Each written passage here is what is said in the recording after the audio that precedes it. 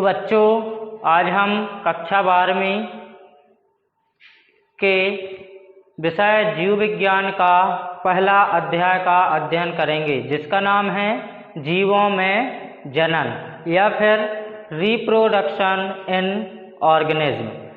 तो जैसे कि पहले अध्याय में दिया गया है जीवों में जनन, तो जीव जिनमें रेस्पायरेशन और रिप्रोडक्शन की क्रिया संपन्न होती है उनको जीवों की श्रेणी में रखा जाता है। रेस्पायरेशन का अर्थ है श्वसन और रिप्रोडक्शन का अर्थ है जनन, अर्थात जिनमें श्वसन एवं जनन की क्रिया संपन्न होती है उन्हें हम जीवों की श्रेणी के अंतर्गत रखते हैं।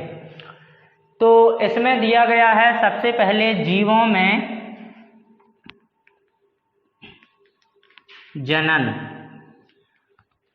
तो सबसे पहले हम जनन की परिभाषा, वह प्रक्रिया जिसमें एक जीव अपने समान जीवों को जन्म देता है या उत्पन्न करता है तथा अपनी प्रजाति की निरंतरता को बनाए रखता है, उसे प्रजनन या फिर जनन कहते हैं। तो जनन होता है, जनन जीवों का सबसे महत्वपूर्ण लक्षण होता है और इसी क्रिया के द्वारा आनुवांशिक पदार्थों का एक पीढ़ी से दूसरी पीढ़ी में स्थानांतरण होता है। अन्य जीवधारियों के समान भी पौधों में प्रजनन की क्रिया संपन्न होती है। यदि हम पौधों में बात करें तो पौधों में अनेक प्रकार से प्रजनन होता है, जैसे कि बीजाणुओं के द्वारा। यदि पौधों में लैंगिक प्रजनन होता है तो लैंगिक प्रजनन बीजों के द्वारा होता है।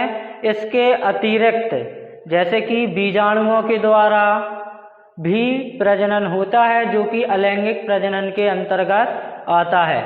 प्रायः देखा गया है कि जो पौधे होते हैं निम्न वर्गीय पौधों में अलैंगिक प्रजनन पाया जाता है और अलैंगिक प्रजनन बीजाणुओं, कॉनिडिया इत्यादि के द्वारा संपन्न होता है। तो ये हो गई जनन की परिभाषा और सामान्य परिचय। अब आता है प्रजनन के लाभ। प्रजनन के लाभ, तो प्रजनन के लाभ आपकी पाठ्य पुस्तक में पॉइंट बाय पॉइंट दिया गया है। तो सबसे पहला पॉइंट आता है प्रजाति की निरंतरता। प्रजाति की निरंतरता, जनन या फिर जीवों में जनन के द्वारा प्रजाति की निरंतरता बनी रहती है। जैसे कि यदि कोई जीव है, जीवों में क्रमशः मृत्यु दर और जन्म दर बनी रहती है, जिसके कारण क्या होता है, जो प्रजाति होती है, प्रजातियों में यदि जनन क्रिया होती है तो निरंतरता बनी रहती है, अर्थात जो कोई भी प्रजाति होती है उसका इस ब्रह्मांड में अस्तित्व बना रहता है। उसके बाद में आता है प्रतिस्थापन। यदि हम प्रतिस्थापन की बात करें तो प्रजनन के कारण रोग, जीर्णता, वृद्धावस्था, आयु वृद्धि एवं प्रतिकूल परिस्थितियों के कारण जिन जीवों की डेथ हो जाती है उनका प्रतिस्थापन प्रजनन क्रिया के द्वारा संपन्न होता है। उसके बाद में तीसरा पॉइंट आता है जीवों के अस्तित्व को बनाए रखना, अर्थात जो अस्तित्व होता है, अस्तित्व बनाए रखना। प्रजनन के कारण इस ब्रह्मांड में जीवों का अस्तित्व बना रहता है।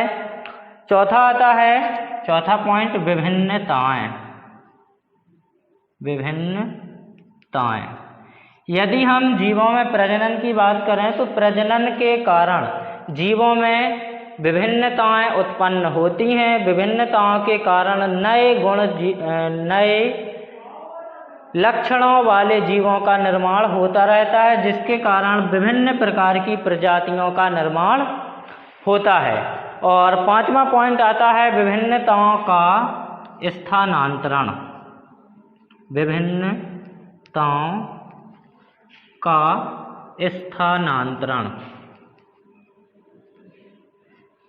विभिन्नताओं का स्थानांतरण, यहाँ पर विभिन्नताओं वर्ड को हम बोल सकते हैं आनुवांशिक गुण, अर्थात प्रजनन क्रिया के द्वारा जीवों में जो आनुवांशिक गुण होते हैं वो एक पीढ़ी से दूसरी पीढ़ी में स्थानांतरित होते रहते हैं। तो इस प्रकार से ये 5 प्रजनन के लाभ हो गए।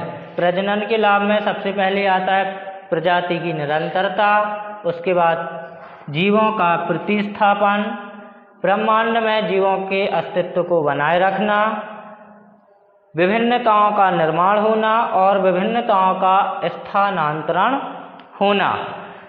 तो इस प्रकार से ये हो जाते हैं प्रजनन के लाभ। अब आता है प्रजनन की विधि, जीवों में प्रजनन की विधि।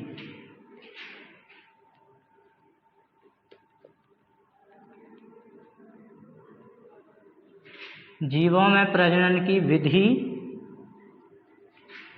तो प्रमुख रूप से जीवों में प्रजनन 3 विधियों के द्वारा संपन्न होता है।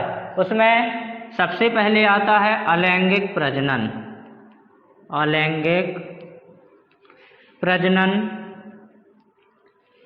दूसरा आता है वर्धी प्रजनन, वर्धी प्रजनन।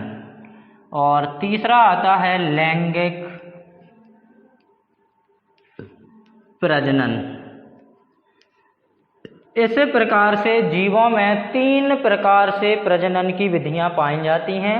अलैंगिक प्रजनन, वर्धी प्रजनन, वर्धी प्रजनन को प्रवर्धन भी कहते हैं, और तीसरा आता है लैंगिक प्रजनन।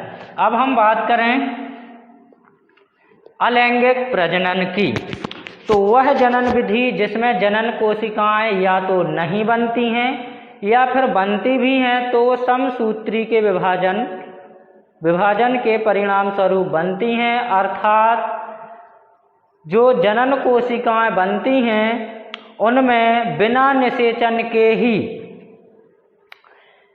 ये इकाइयाँ विकसित होकर के नए जीव का निर्माण करती हैं, उसे हम अलैंगिक प्रजनन कहते हैं।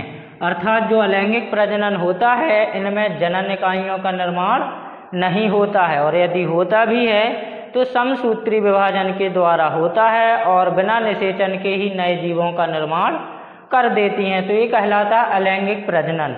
और अलैंगिक प्रजनन में बनने वाले नए जीव या फिर नई संतति को क्लोन कहते हैं, और प्रत्येक क्लोन को रैमेट कहा जाता है।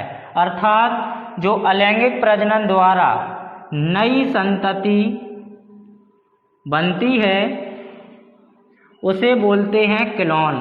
कभी कभी ध्यान रखना, कभी कभी यह विकल्पों में आ जाता है कि अलैंगिक प्रजनन के द्वारा बनी संतति को क्या कहते हैं, तो ध्यान रखना है क्लोन, और प्रत्येक क्लोन को बोलते हैं रैमेट।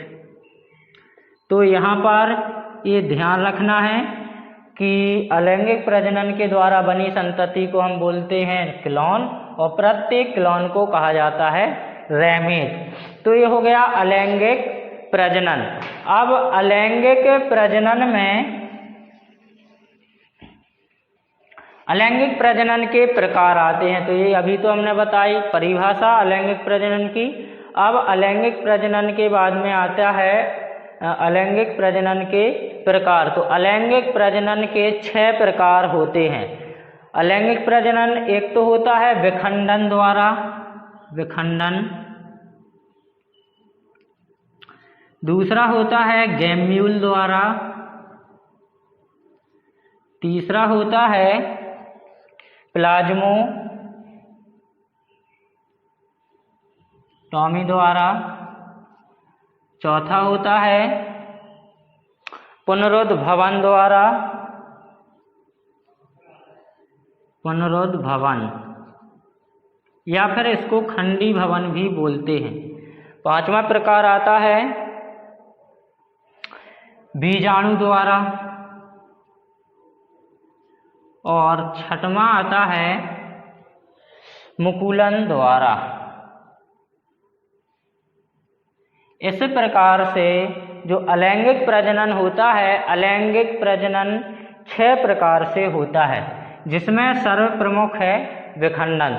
तो हम सबसे पहले अलैंगिक प्रजनन के विखंडन विधि का अध्ययन करेंगे। तो सबसे पहले है यहाँ पर विखंडन। यदि हम विखंडन की बात करें तो इस विधि में विभाजित होने वाला जीव या फिर जो विखंडन होता है, विखंडन द्वारा, इस विधि द्वारा अलैंगिक प्रजनन एक कोशिकीय जीवों में होता है। अर्थात जो विखंडन प्रक्रिया है, विखंडन प्रक्रिया में प्रायः एक कोशिकीय जीव भाग लेते हैं। क्या होता है विखंडन में? एक कोशिकीय जीव जो होता है वह 2 या 2 से अधिक टुकड़ों में विभक्त होकर के प्रत्येक टुकड़े एक नई संतति में परिवर्तित हो जाते हैं। इस क्रिया को कहते हैं विखंडन। और विखंडन का सबसे अच्छा उदाहरण है अमीबा। अमीबा की यदि हम बात करें तो अमीबा एक कोशिकीय जीव है, एक कोशिकीय जीव होता है और यह प्रायः नम्य भूमि में पाया जाता है, जहाँ पर जैसे कि तालाब के किनारे, नदी के किनारे पर प्रायः अमीबा देखने को मिलती है। और जो अमीबा होती है इसको प्रायः यह लगभग अमर प्राणी है। अमर से तात्पर्य है इसकी डेथ लगभग कभी नहीं होती है। यदि ये नम भूमि में रहे तो इसकी डेथ कभी नहीं होती है। क्या होता है? इसमें विखंडन के द्वारा अलैंगिक प्रजनन होता है, जिसके कारण अमीबा 2 टुकड़ों में विभक्त होकर के 2 जीवों का निर्माण करता है। और अमीबा के जितने टुकड़े निरंतरता में होते जाते हैं उतने ही नए जीवों का निर्माण होता है। तो अब यदि हम विखंडन की बात करें तो विखंडन को पुनः 2 वर्गों में विभाजित किया गया है। विखंडन यहाँ पर हम लिख लेंगे विखंडन, और ये विखंडन का प्रकार है, पहला प्रकार है द्विविखंडन। द्विविखंडन और दूसरा होता है बहुविखंडन। अभी हमने बताया था विखंडन में कि वह क्रिया जिसमें एक कोशिकीय जीव 2 या 2 से अधिक टुकड़ों में विभक्त होकर के नए जीवों को उत्पन्न करते हैं, उसे हम विखंडन कहते हैं। और जो विखंडन होता है, विखंडन जैसे कि अभी हमने उदाहरण बताया था अमीबा, अमीबा के अलावा पैरामीशियम में भी विखंडन द्वारा अलैंगिक प्रजनन होता है। अब यदि हम द्विविखंडन की बात करें तो द्विविखंडन में हम उदाहरण लेंगे अमीबा। वह क्रिया जिसमें एक जीव 2 अलग अलग टुकड़ों में विभक्त होकर के नए जीवों का निर्माण करता है, द्विविखंडन कहलाता है। द्विविखंडन में क्या होता है? यदि हम अमीबा की एक अनियमित संरचना बनाएं, इस प्रकार से जो अमीबा होती है, अमीबा की कोई निश्चित संरचना नहीं होती है और यह एक कोशीय जीव होता है। यहाँ पर होता है बीचों बीच में न्यूक्लियस, जिसको हम केंद्रक भी बोलते हैं, और न्यूक्लियस के चारों ओर साइटोप्लाज्म भरा होता है।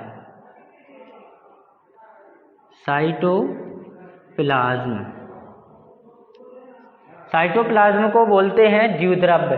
क्या होता है? जब अमीबा वयस्क अवस्था में आता है तो वयस्क अवस्था में यह अमीबा के बीचों बीच से एक खांच बन जाती है। इस प्रकार से खांच बन जाएगी और ये जो केंद्रक होता है, केंद्रक का आकार इस प्रकार से बेलनाकार केंद्रक का निर्माण होता है। फिर और आगे यदि हम स्ट्रक्चर में देखें तो ये जो खांच बनी थी, ये खांच आपस में जुड़ जाती है और एक अमीबा से 2 पुत्री अमीबाओं का निर्माण होता है। इस प्रकार से ये केंद्रक अलग हो जाएगा और इस प्रकार से ये केंद्रक अलग हो जाएगा। इस प्रकार से एक अमीबा से 2 पुत्री अमीबाओं का निर्माण होता है और यह क्रिया कहलाती है द्विविखंडन। यहाँ पर ये है वयस्क अमीबा और यहाँ पर ये 2 पुत्री अमीबा हैं, पुत्री अमीबा। इस प्रकार से एक अमीबा से 2 अमीबाओं का निर्माण द्विविखंडन प्रक्रिया के द्वारा संपन्न होता है। उसके बाद यदि हम बात करें द्विविखंडन की, अब आता है द्विविखंडन तो हो गया, अब आता है बहुविखंडन। तो बहुविखंडन वह प्रक्रिया जिसमें एक जीव अनेक टुकड़ों में विभक्त होकर के बहुत अधिक संततियों का निर्माण करता है, उसे हम बोलते हैं बहुविखंडन। और बहुविखंडन पाया जाता है प्लाज्मोडियम में। बहुविखंडन का हम उदाहरण ले सकते हैं प्लाज्मोडियम। प्लाज्मोडियम एक परजीवी का नाम है जिसके कारण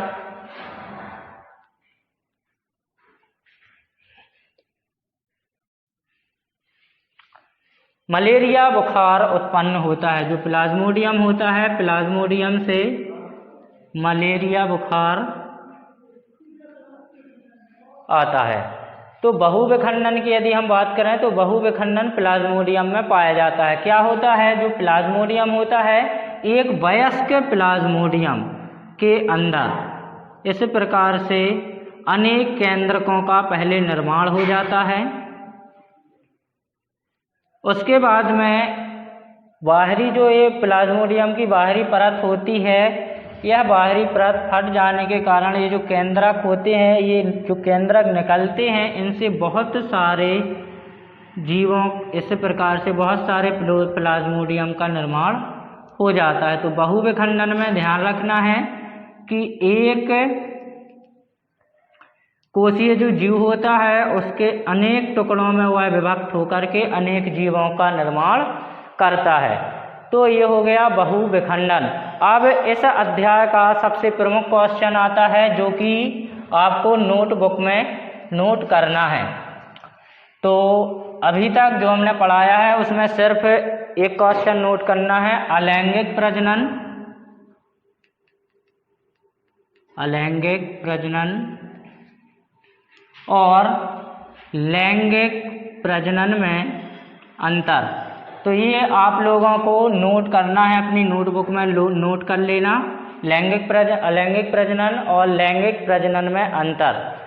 आपकी जो पाठ्यपुस्तक है, पाठ्यपुस्तक के पृष्ठ क्रमांक 24 पर ये अंतर दिए गए हैं। पाठ्यपुस्तक में 8 अंतर दिए गए हैं, तो उनमें से आपको कोई 5 अंतर नोट कर लेना है।